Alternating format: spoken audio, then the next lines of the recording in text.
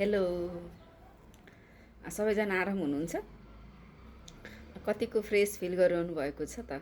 नयाँ सरकार गठन भयो, बालेन्द्र शाह प्रधानमन्त्री हुनुभएको छ। हामी सबैलाई बधाई छ। एकदमै खुसीको यो समय हो, किनकि हामी धेरैले उहाँ काठमाडौँ महानगरपालिकाको मेयर भइसकेपछि र उहाँका काम होइन, उहाँले जुन ढङ्गले गर्नुभयो, या भनौँ उहाँ एउटा आशाको दियो बल्नुभयो कि यो दशकौँदेखि थिचिएर दबिएर यो जन्जिरमा जस्तो हामी बाँधिएका थियौँ जनताहरू, त्यहाँबाट हामी उन्मुक्त हुन सक्छौँ। सम्भावना देखिएको थियो, तर गर्न नसक्ने, गर्न नदिने जुन गल्छेडाहरू बढी हामी देख्थ्यौँ, त्योबाट हामी आजाद हुन्छ भन्ने फिल चाहिँ हामीलाई बालेन्द्र शाह देखिसकेपछि त्यो महसुस भएको पक्कै पनि हो। र हामी नेपालीले सोचेको जस्तै हामीले प्रधानमन्त्रीको रूपमा, जसलाई हामी भावी प्रधानमन्त्री भन्न सोच्थ्यौँ, उहाँ हाम्रो वर्तमान प्रधानमन्त्री भइसक्नु भएको छ। उहाँले शपथ ग्रहण पनि लिइसक्नुभयो।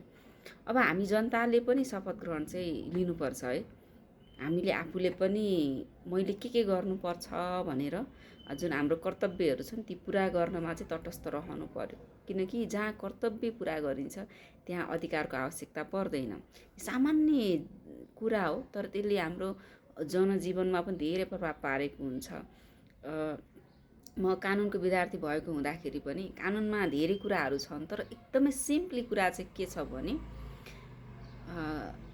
दुई पक्षबीच कन्ट्र्याक्ट हुन्छ कि होइन, त्यो कन्ट्र्याक्टमा जसले चाहिँ आफ्नो अधिकार माग्नु पर्ने हो नि, त्यो भनेको नेक्स्ट हो कि त्यहाँ जस कर्तव्य पुरा गरिदिनु पर्नेले फर्स्ट कर्तव्य पुरा गरिदियो भने अर्कोको अधिकार हनन हुँदैन।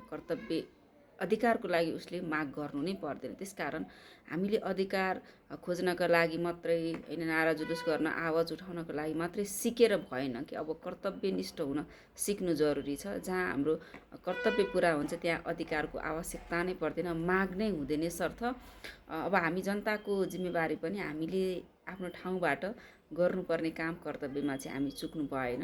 त्यसलाई हामीले आफूले के गर्नुपर्छ त निरन्तरता दिनुपर्छ। बाँकी सरकारलाई झकझकाउने काम हुनसक्छ होइन। अर्को कुरा, जुन ठाउँमा निड छ त्यसको बारेमा वकालत गर्न भन्न जरुरी छ, त्यस्तो स्थानमा हुनुहुन्छ र तपाईँले बोल्नुपर्ने आवश्यकता रहँदाखेरि चाहिँ पछाडि हट्नु भएन।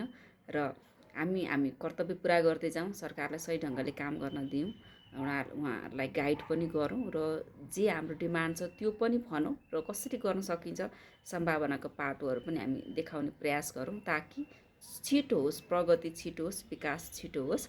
म एकदमै उत्साहित छु र मैले योभन्दा अगाडिको भिडियोमा पनि भनेको थिएँ होइन, यो नयाँ सरकार गठन हुँदै गर्दाखेरि धेरै कुराहरू पुराना फालिएका छन् कि नयाँ अनुहार छ नि त, एक किसिमको रिफ्रेसमेन्ट हामी फिल गर्दैछौँ। एउटा रिफ्रेस जुन छ यसमा चाहिँ अब हामी एकदमै के त उत्साहित भएर काम गरौँ। मलाई आफूलाई चाहिँ एकदम नयाँ जोस होइन, एनर्जी पनि एकदम आइरहेको, अनि मेरो डिस्ट्र्याक्सनहरू धेरै थिए ती पनि कहीँ कतै हटेका जस्तो, कन्फ्युजन पनि एकदम क्लियर भएको चाहिँ फिल भइरहेको छ। आई विस होइन म सधैँ यस्तै फिल गरौँ, ताकि मैले मेरो कर्तव्य पुरा गर्न सकौँ, मेरो काम, मेरो जिम्मेवारीहरू पुरा गर्न सकौँ। हुन्छ, यो आज सुखद घडी पनि हो कि हामीले नयाँ सरकारलाई पाएका छौँ। अब उहाँहरूलाई काम गर्न दिउँ र आफ्नो काम गरौँ। बाँकी कुराहरू त छँदै नै छ, सेयर गर्दै जाउँला। अहिलेको लागि यति नै। हस्त, Tata, by by, have a good time.